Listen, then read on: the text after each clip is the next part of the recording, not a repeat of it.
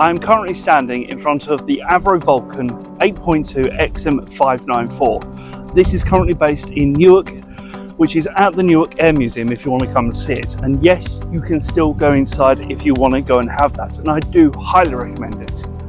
Today I've got a special guest with me who is from the museum, who has agreed to have a discussion with us and talk about this wonderful aircraft.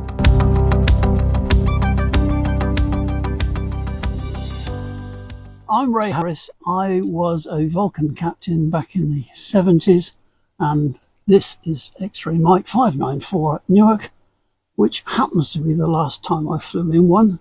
It was this one in October of 1980.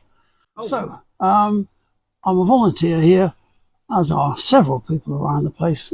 This Newark Air Museum has a lot of old airplanes and a lot of very old guides. Okay, so this, if you ever come here, is pretty darn close to what they used to be. There are very, very few things missing. The most obvious, as you'll see a bit later on, is that the parachutes in the seats at the back are not built in anymore. But in terms of switches and dials, it is really very much like it used to be, almost nothing missing, particularly up front. I think we've got 2 switches missing and a little tiny clock. And if you didn't know where they were supposed to be, you might, you wouldn't, it wouldn't cross your mind. Okay, so I started as a co-pilot at Scampton on 617.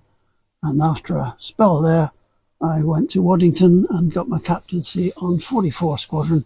So captaincy means you fly in the left-hand seat rather than the right-hand seat. These are the ejection seats for the pilots. And the controversy always was that the folks down the back haven't got an ejection seat.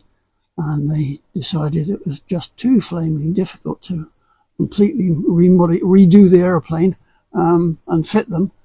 Plus the fact that sometimes 2 of the people in the back would not be, particularly nailed into the seats, and leg restraint cords fitted and all that stuff, because they, to some extent, would be moving around. So in the 20 plus years that Vulcans flew, first one came into service, I think, in 57. These are Mark IIs I'm talking about. Yeah, they built 89 Mark IIs. And before that, there'd been something like 39 prototypes and Mark Is. So I can't talk too much about the Mark Is. It's smaller engines, different shape, etc. In fact, a smaller airplane. This is what I flew in all my time. And I logged 1,984 hours, which annoyed me at the end when I did all the sums. And I thought, well, 4 more trips, I could say 2,000 on type. There you go. Oh, dear. So what actually drew you first to fly the Vulcan? It didn't. I was just talking to Terry outside. That's where the Queen sent me. That's where the Queen sent you? Yeah, so I went through... I was an ATC cadet. I first went flying with them and thought, cool, this is magic.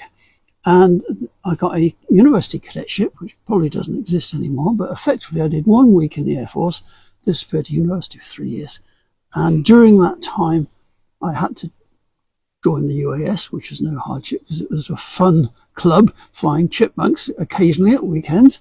And at the end of that time, get your degree, go to Cranwell for a year. And at the end of that year, where you've done your initial stamping about on the parade ground and all those good things, and flying the Jet Provost, then the choice is you're going to go multi-engine, single engine or helicopter. And I knew before I even got there that if I went fast jets, in those days it was the Gnat before the Hawk, which if you've ever been near one is a tiny little thing. And if I eject from Gnat, my kneecaps will still be in it. So, all right, I'll go multi-engine then, thanks. And so I went off for a 6-month course down at Oakington on the Varsity. There's one in Hangar 2. And at the end of that, it was a bigger Air Force than it is now. They said, here is a list of 12 current multi-engine aircraft in the RAF. Put down your first 3 preferences. Well, I got the Vulcan, that wasn't on my...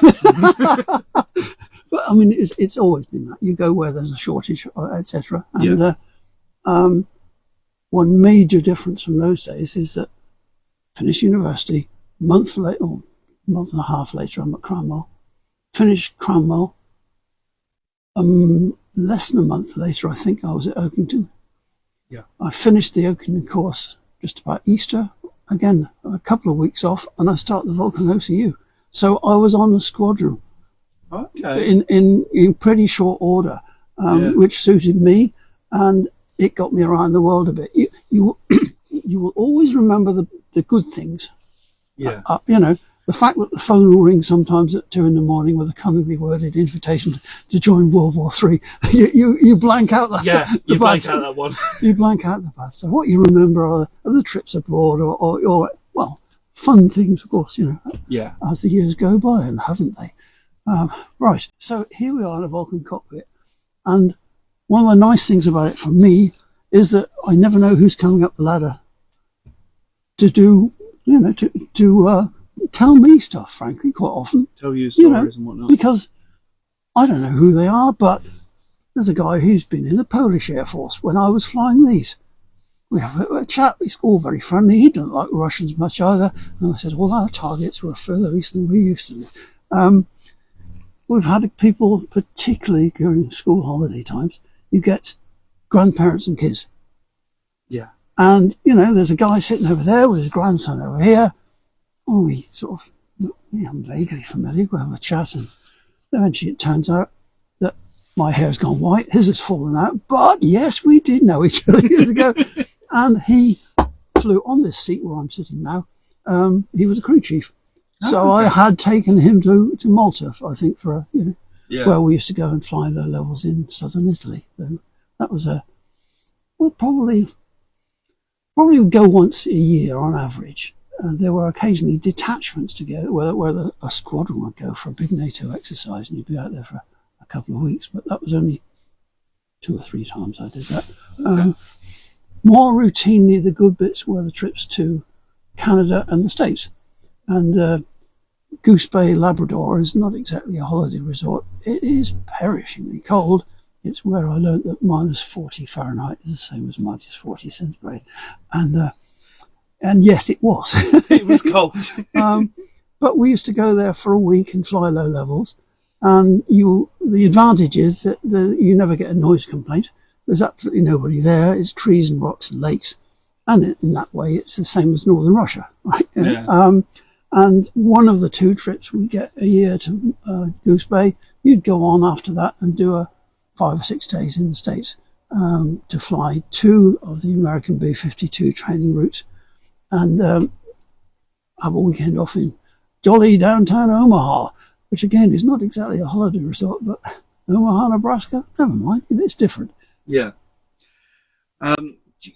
So with you flying on these, and we were talking about earlier on, like the very first days, do you actually remember your first flight? Do you remember how you're feeling? I do, because I had, like I said, flown the Jet Provost. So the highest I ever got was 35,000 feet, and that was once or twice. Then the Varsity, which was definitely less than 10,000 feet, like a Wellington bomber with a nose wheel.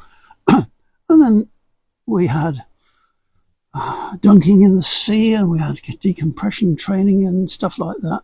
But then 5 weeks of ground school, 2 weeks in a simulator, and then it's my turn for trip 1, And my instructor, QFI, was in the left-hand seat and heroically said, well, away you go, really. So we will taxi into the middle of the runway, hold it on the toe brakes, so 80% on the engines, it's all go, right, feet off, well up, full power, and then it's, oh God, 150, pull back a bit, whoosh, and try and get the wheels up before you go through 200, and then climb at 250 to 20,000 feet, where you lower the nose just a little bit, accelerate while climbing to 300 knots. Then you go up at 300 until that becomes Mach 0.84. So you fly at Mach 0.84 until you level off at 41, 43,000, whichever. And that takes about 15, 17 minutes. And my brain is several miles behind. Your brain's still further away. You've just landed up. You're like, I'm only just taking off. That's the highest I've ever been, the fastest I've ever been, and both together, So, yeah, you do convert fairly quickly. But, wow, this is wonderful. And you're doing 8 nautical miles a minute up there, but the cloud tops aren't going by very fast. It's all a long way away. And you get not many instructional trips because the rest of the crew are, the new captain is getting more than the co-pilot gets. But you fly as a crew, and eventually you do a little bit of low level, and you get turned out, sent to the squadron, which in my case was the next hangar down, 617. And there you have another a month or so to do all the extra training, shall we say, and then suddenly you're declared operational, which means if World War III happens tomorrow, you're in. And back in those days, the Polaris submarines were the front line, if you like, and the RAF was like a backup as opposed to earlier years. And so instead of having QRA, we only had a crew at sort of 3 hours notice. So that's no hardship. But it is if your parents live 3.5 hours away, and the first Christmas away from home was in the mess at Scampton. And that was a lonely place because I think there was almost nobody in. And well, as it happened, we changed crews a bit after that because crews did to move about. It gives you more experience. And with a different captain, you get an idea of how a different crew runs, and that's what you're going to do sometime in the future. And so, did another tour with a captain, another year with a captain who was actually the squadron QFI. And so that meant he could let me do things which a new captain couldn't. And that was when I got the jolly of all time, because that crew got a trip to Singapore, and they were hen's teeth. I think there were one per station per year, maybe. I mean, really, it was down to that. In years gone by, there had been detachments to Darwin and all sorts of stuff. But theoretically, you're exercising the route. And if there's trouble in the Middle East, you'll go the long way around via the States. And we did. So, Scampton to Goose Bay to Offit to McClellan, that's Sacramento. Day and a half off there. Hawaii, day and a half off. Then Wake Island to Guam, day and a half off, and then to Singapore. Oh, outstanding. Singapore for nothing. Who's not going to volunteer for that? So, yes, I had my jollies. And when I got my captaincy, it was at Waddington. And I was very much ready for it, I think. I'd done a fair bit of flying with several other crews. The code was a bit, not expendable, but could be swapped a bit. But basically, the back end and the captain stayed together because it was all based on war targeting stuff. And other crews on the squadron didn't know where your war target was. So you flew together pretty much most of the time anyway, And all your bombing, which was not actually dropping much, but all your bombing had to be the same crew doing it, and all the stats got added up every 6 months, and you're either well done, chaps, or you must try harder. Those were the days. What was it like when you first stepped off the plane for the last time? It was a bit emotional. I would have liked another month, as it happens, or a bit over that, because I might have gone on red flag. But my squadron boss at the time decided that his crew ought to go instead. Swine. And so they went off to Las Vegas and I didn't. But the point is, it was on a Friday I flew this airplane, and on the Monday I started my CFS course at Leeming to become a flying instructor. So, there were, again, no gaps between courses. Very lucky. And one thing I did not want to do was end up flying a desk. Well, if you're an instructor, you tend not to. And that kept me going until my 38th birthday, option point to leave, when I went back to doing something that I'd been doing before anyway, because I was now as a flying instructor for BAE Systems in Saudi Arabia. And after that, I came back and I was a flying instructor for Babcock up at Barkston Heath, not toward Cranmore. And after that, I went to Bahrain as a flying instructor for 9 years. And after that, I came back and I did another 2.5 years or so as a flying instructor at Cranmore, all of those extra bits after I left the Air Force as a contractee, if you like. And so all my students were wearing various varieties of uniform. At Berkson, it would have been Army, Navy and RAF. And my very first students were Navy up at Topcliffe on the Bulldog. Obviously I've flown with assorted nationalities and assorted services. And 17 years in the Middle East were very hot, but very lucrative, and you pay off the mortgage quite quickly, which is no bad thing. That makes sense. Yeah. So, do I miss it? That's what I'm often asked. Do I miss flying this? I say, well, only every weekday, Saturday and Sunday. My wife plays bridge on a Tuesday, so I'm allowed out. I'll come here and chat to whoever comes up the ladder. When it comes to, you've been completely off. It's the end of your career. You've done everything else. And you've got tons of people coming up through this ladder, talking to you every single Tuesday. What's it like when what's the one thing you wish to say to anyone who, for example, hasn't been or can't make it here or can't come up the ladder due to mobility impairments or anything? What would you like to tell them? Galloping old age is the problem with literally climbing up the ladder to get in. Yeah. There are 2 or 3 ex-Vulcan people who, in the last year or so, have stopped doing what I'm doing. Well, one of them died 2 months ago. That's the problem, physically getting in and out, because it's not designed for non-fit people. You can't get Granny and the dog up the ladder and so on. I'd like to keep going as long as I am fit enough to do it. Yeah. Because I hope that I'm giving something educational. Well, yeah, but straight from the horse's mouth. Yeah. Shall we say? It's always lovely to speak. There are various people who will open this cockpit door and point at things. Yeah. But I can usually say, that's what that does. Or yes, indeed, yeah. You remember the stories of sitting up there going across probably on a 3-hour. How long was the longest flight? The longest I did was 6.5. So which was very unusual. Thank God, because it's num let me out.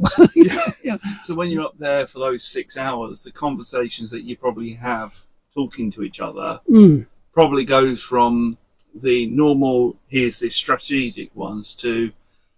Well, if you're just transiting, for instance, to Goose Bay in Labrador, it's about 5.25 hours going and about 4.5 coming back. And if you're lucky, you can see the tip of Greenland. And if it's covered by cloud, you might see absolutely nothing in that time, which is a bit tedious. I do remember when we used to do that, you would occasionally hear Concorde go by.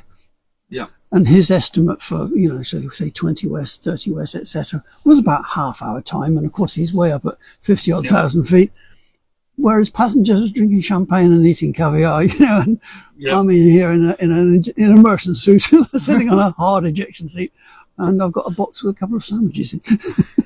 A tin box with sandwiches. Jam. What was your favourite sandwich? Oh gosh, what do I used to have in my sandwiches? I can't even remember. It'll come to me when we don't need to know. But probably was jam or something like that. I really, cannot remember. Nobody's asked me that question in a long time. If you were on a long trip, you were entitled to a can of soup as well. Oh, okay. Which I used twice in 6 years, because this thing above my head, we'd all got one, is a soup heater. Oh, okay. If you think back to the old days before beer cans had a room pull, you had a spiky type thing. So you punch 2 holes on top of a can of soup, stick it in there, and about an hour later, burn your fingers when you pour it into a paper cup. Most times I took it home for the missus. Don't kill them. I'm sure we won't tell them. I don't know about anyone else. Won't get a bill for a can of soup. Yeah, probably about £5. You deserve it, in all honesty. I think that's what people will say. You deserve it. It's funny, dear old Goose Bay. Yeah. Canadians treat Newfoundlanders, like we have Irish jokes. And, or South Africans have Van der Merwe jokes. Yeah. Well, the one time it really came through to us was that we came back from Goose Bay once. We opened the little cardboard ration box. Yes, there's a can of soup in there, but it's dehydrated. You need.